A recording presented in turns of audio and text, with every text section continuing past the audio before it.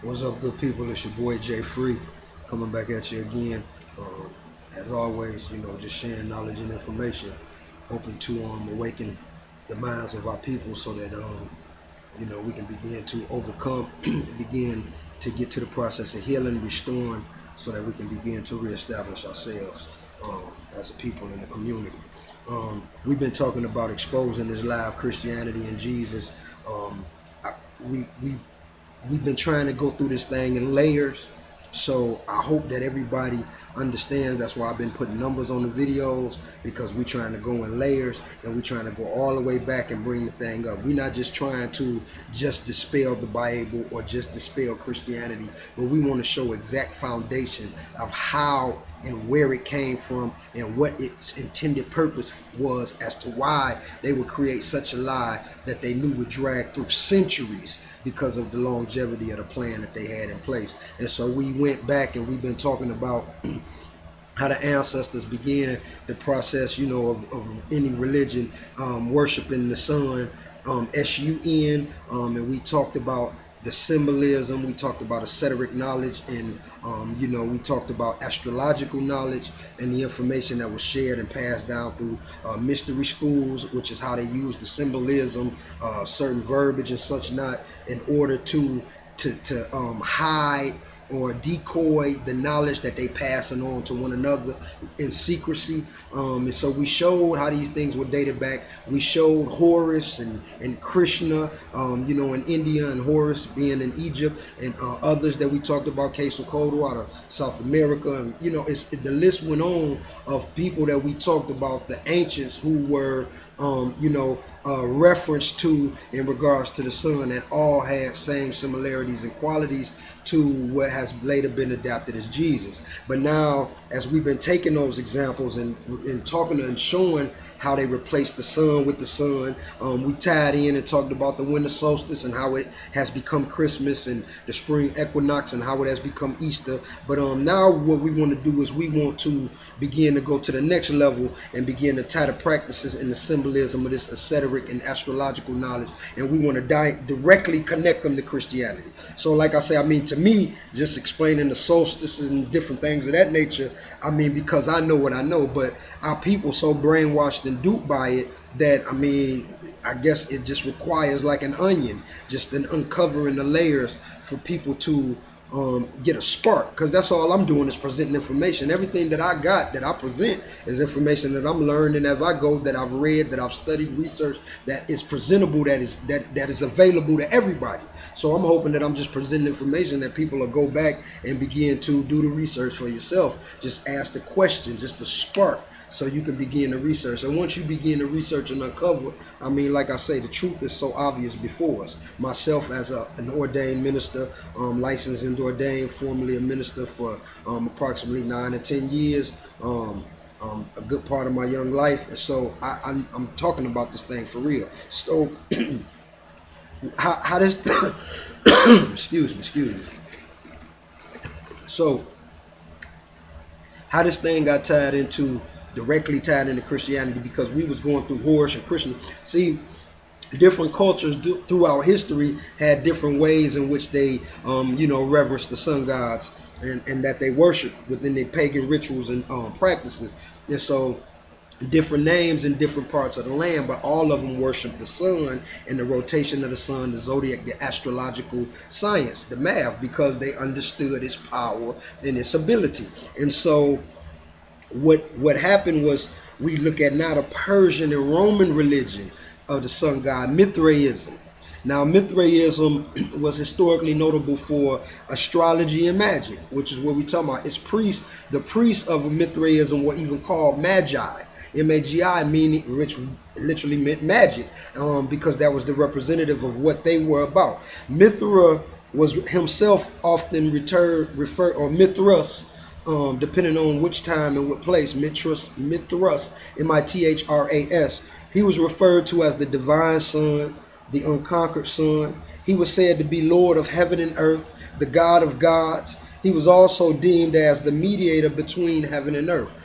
Just to explain some of the same references that were given to Jesus, especially when we talk about him being the mediator for the propitiation of our sins between he and the Father for us. Again, like I say, that's why we just digging in and the process of breaking down. So, but thanks to numerous discoveries, we got pottery inscriptions, temples. You understand what I'm saying? All of these things that have existed. It is known, however, that Mithraism, or should I say, just all the evidence uncovered, reveals that Mithraism came about, its development in Rome between 80 and 120 AD, and it was thriving at its peak through the second into the third centuries before it began to die out, towards the fourth and beginning of the fifth centuries. Now, these time frames will all mean something, but we're going to come back to the time later because it's going to be important when we get into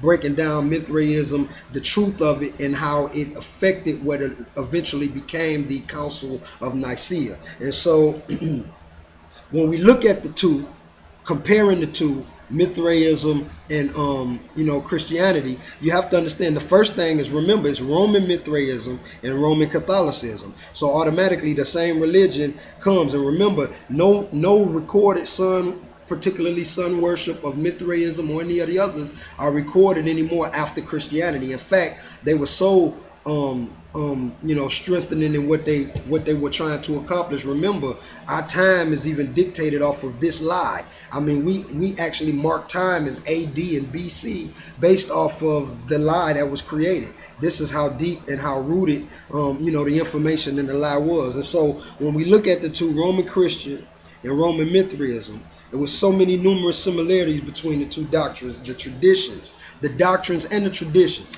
I got a little piece of paper. I'm gonna just a couple of them. Check this out. Mithra was also born on December 25th to the Virgin Anahita. I don't know how to speak the language to pronounce it properly, but he was born on December 25th to a virgin. Remember, like I said, this winter solstice. This is why the date was so important. He was wrapped in swaddling clothes and placed in a manger and attended by shepherds. Same story as Jesus. He was considered a great traveling teacher and master. Same story as Jesus. He had 12 companions or disciples. Same story as Jesus. He performed miracles, just as Jesus. He was also referred to as the Bull of the Sun because he sacrificed himself for world peace and was ascended into heaven, just as Jesus. He was viewed as the good shepherd, the way, the truth, and the light. He was the Redeemer, the Savior, the Messiah, just as Jesus. He's omniscient. He hears all, sees all, knows all, and none can deceive him. He was identified with both the lion and the lamb, just like Jesus. The sacred day in which they particularly set apart to worship him was Sunday. Again, why the whole day was invented, the S-U-N, the Sun Day. And so this was the day for Mithra, which was the Lord's Day. And remember now, he had a Eucharist, and that's just out of the book. But for those that don't know, the Eucharist is just simply meaning communion or the Lord's Supper. So they celebrated the communion or the Lord's Supper as it's referred to in Christianity. They would set marks on crosses on the forehead of the believers, mark them with the cross, and they also participated in the practice of baptism, the same as Christianity. And so when we look at all of these comparisons, I mean, this is really absurd because the main thing to remember is that this all predated Christianity by hundreds to thousands of years, to 1,000 years if not, and it's exactly identical. Now, in the version that the Christians teach and give, I mean, God wouldn't need to send his only begotten Son twice, because it's the only one, it's his only begotten. So he wouldn't need to send his only begotten twice. He wouldn't need to sacrifice him twice, to have him ascend twice. And I'm just saying twice using these two comparisons because, like I say, Horus, Krishna, this list goes on and on of those that the story was the same. Like we say, December 25th was not the birth of the S-O-N, but it was the birth of the S-U-N. That's why there's so much historical evidence that proves that the winter solstice was a highly noticed and cherished time of the year. It was celebrated hundreds to thousands of years, like I say, before Christianity all around the world. It's noted, it's documented, archaeological finds and evidence prove it, history prove it. You can go to museums, you can go to libraries, do the research and study. The information is available that it existed. This is why it had to be implemented into Christianity. You have to understand, the winter solstice had to be implemented into Christianity in order for Christianity to survive as a new created religion. And because its purpose of invention was to create a mind prison religion, I mean, they definitely put in thought and science behind, making sure that they would be able to make sure that this religion survived. And so they had to instill the winter solstice. Notice that Christmas is not a doctrine. The whole story of Christmas that we talk about, Santa Claus, the reindeer, giving gifts, all of it, none of the actual, Christmas that's celebrated is actually doctrine per se, in the sense that it's not necessarily written within the lie.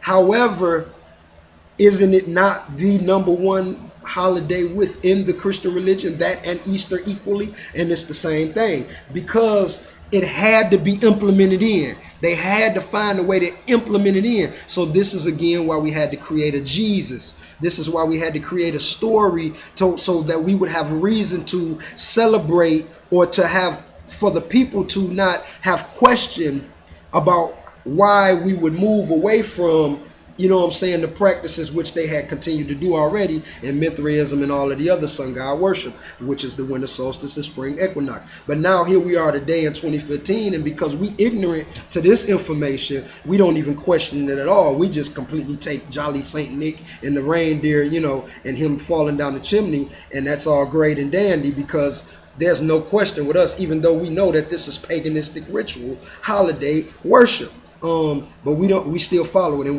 we think that we pleasing to a God, or that we will be pleasing in the spirit realm, or that we walking in the spirit by how when we practice pagan rituals. You can't do it. You can't do two. And so, like I say, they had to do it. This was the only way to compete with the pagan cults that they were trying to introduce this newfound, or this new invented lie religion that they wanted to use to entrap the minds of the people. And like I say, we're going to get into that part, the time frame in the Council of Nicaea, and why it was necessary to adopt Christianity and create all of this. We're going to get into that, but we got to go to the root and show exactly how the sun worship from the ancients was directly tied, and how the same symbolism, the same ritualistic practices, even the same everything is tied into Christianity. Another reference to the Mithras on the sun religion with the Mithras in Rome was that he was referred to as Theos ek Petrus, or the God from the rock. He was referred to as the rock born. This is where the symbolism is instilled into Peter. Notice Peter's name was Simon Bar-Jonah, and then his name was switched into Peter when Jesus gave him the keys to the kingdom of heaven. He said, thou should no longer be called Simon, for thou art Peter, Petra, the rock. Notice how he put it in there. He said, thou art Peter, Petra, the rock, and upon this rock I will build my church, and the gates of Hades shall not prevail against it. So this is where the reference is given to the Mithras god, or how they were able to infuse their symbolism within Christianity, so that people wouldn't be aware of what was really going on. But yet those that were initiated into the secret knowledge and understood the science and the signs within, they would know what was going on. Thus again, the note that they put for themselves, let he who has ears to hear, and that he who has eyes to see. You see, and people thinking that's some spiritual, that's not. That is them speaking to one another. And what they're literally saying is, let those that are initiated and understand the principles of what we're talking about, let them understand and let them see. And for the rest of you clowns, believe what you want to believe and be lost and trapped in the mind maze of warp that we create for you. And so again, the symbolism Symbolism. So this is how Peter was drawing in the keys to the kingdom of heaven, and I'll build my church. Now notice when we talk about upon this rock I will build my church, and remember now you can even go and read the scripture yourself, but in the very next couple verses Jesus then referred to him and told Peter, you are an offense unto me. Get thee behind me, Satan, for thou savorest not the things of God, but the things that be of man. You see what I'm saying? So, but that you got to get into it and understand. Like I say, I don't come from an ignorant place. I know what the Bible says, so I don't just challenge or refute it. I do so through thorough knowledge and understanding that, and having put it into practice and having looked for the results that were promised for me, but yet also looking for the fruit that should be bared to those that are actually walking in truth, and not being afraid to receive information from someone else that challenges me and going and research, and through such I've been wakened, and now I'm able to see and share with you all. And so this rock, Peter, that we're talking about, Vatican Hill right now to this day, the rock which Peter represented, the Petrus rock, Vatican Hill, is right now today, it sits in the exact same location where Mithraism was headquartered. In other words, I'm showing you the transition. So Roman Mithraism transitioning into Roman Catholicism, which is the modern day Christianity. And what happens was the very location where Mithraism was practiced and headquartered, once it was adopted through Roman Catholicism and Constantine, boom, now it became the holy spot, and it became Vatican Hill, the place where Jesus was sacrificed and crucified. Right. And how do we know this? How do we know this? I'm not just making it up. Again, with all the information I share, go look it up for yourself, because it's documented evidence. We got artifacts and remains, countless archaeological finds and everything. And in this case, they've been found underneath, the edifices or buildings that existed after such. So remember, Christianity is over 2,000 years old. So the fact that it's over 2,000 years old, we talking 2,000 years ago, when they instilled and created the lie, they began to build on top of what had already existed, the Mithraean temples and the Mithraean, sites and different things. And so now all of this information is being uncovered, because as the Catholic stuff and Roman stuff begins to kind of fade away in certain areas, the other stuff is being uncovered and being found underneath. So the fact that it's underneath is definitely evidence that it was there before the latter. You can't have one before, you know what I'm saying? To even go a little further, Saint Jerome, one of the fathers of the church, and now he's considered a father of the church, Saint Jerome, and he even said that that the adoption of the place that's referred to as Jesus's birth was another frequent instance of taken over by Christians of a pagan sacred site. So he said this was one of many frequent instances where Christianity took over a pagan ritual site.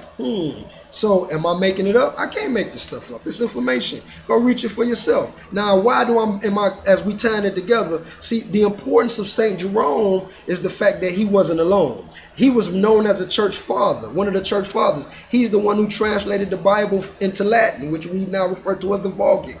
He did a lot of commentaries. You research him for yourself, St. Jerome. He's a church father. Just research it. The information's available. I don't need to tell you.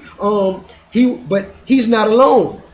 You have to remember, they were creating a lie by trying to steal and create over that which had already existed. So in order to do this, like we say how they had to, mix Christmas and Easter in there, because they had to follow Ishtar and they had to practice the winter solstice, because people wouldn't have followed it, because these were religions that they had known, and because Jesus and none of this information was actually real and evidentially true, they wouldn't follow it. But when they could draw it and put it together so that it would be similar to the pagan rituals and practices that they worship already, then they would follow it. And then, just like with anything, through the process of time, through generations in history, once it becomes accepted, it's no longer questioned. So like I said before, in another video, if you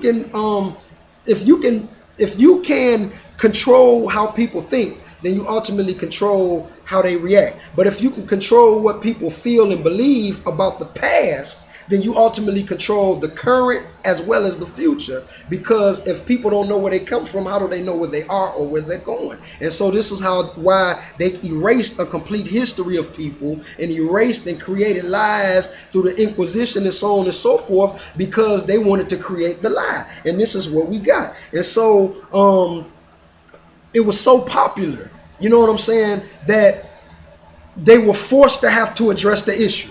Too many people, it was too much of a challenge and too many people were questioning it, so they were forced to have to address the issue. And so there was many church fathers, Justin Martyr, Tertullian, Augustine, others aside from Jerome, who also gave testimonies. You understand what I'm saying? And the testimonies of these church fathers, as well as other literary and archaeological records, they confirm that Mithra was predated to Jesus by centuries. I mean, this information is confirming now. And so through their various writings, we got all this evidence about what Mithraism was about.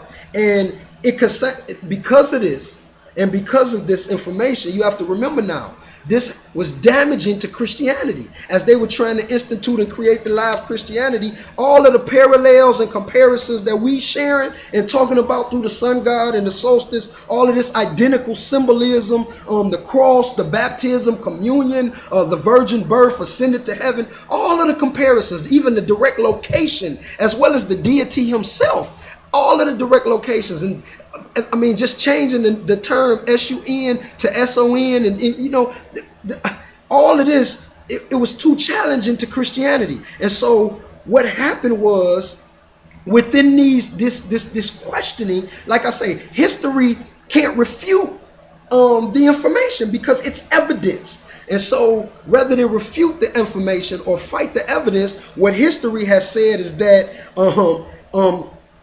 although Mithraism is earlier and evidence proves that it existed prior to Christianity, it still yet stole from Christianity. Make it make sense. My computer's about to die on me. Could y'all hold for me 1 second so we can finish this last little thought? Let me plug up. I do apologize.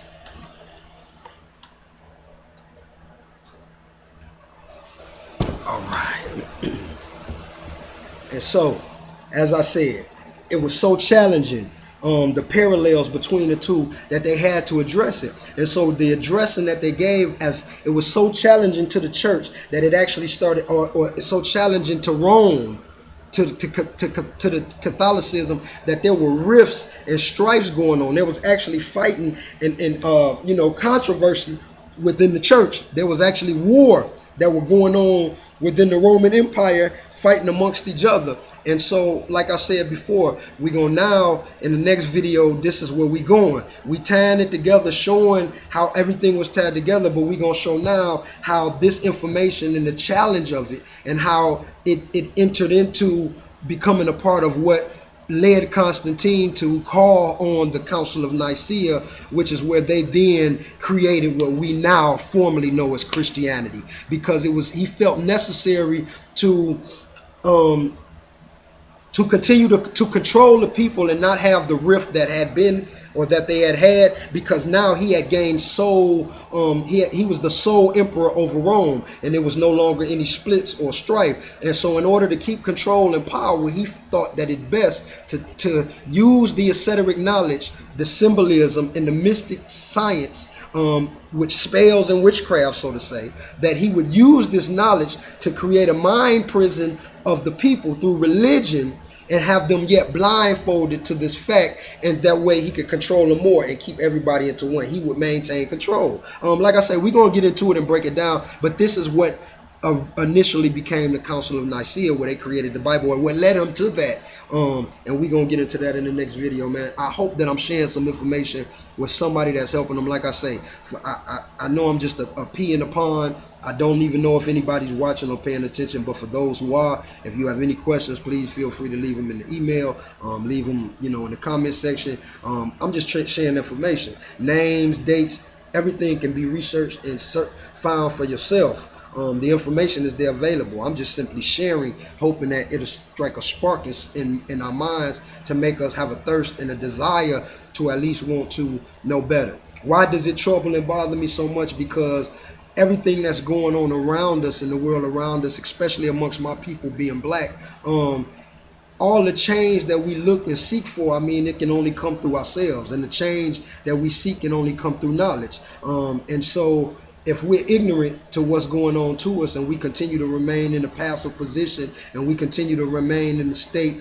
where we allow what's happening to us to happen because we think this is what it's supposed to be, and we continuing to pray to an invisible deity that doesn't exist, and we feeding power to those who are actually hindering us. We're feeding them the power without us actually being in power. So I'm just hoping, man, that somebody will be sparked, man. It's your boy Jay Free, like I say at all times, man. I love y'all. Peace. One.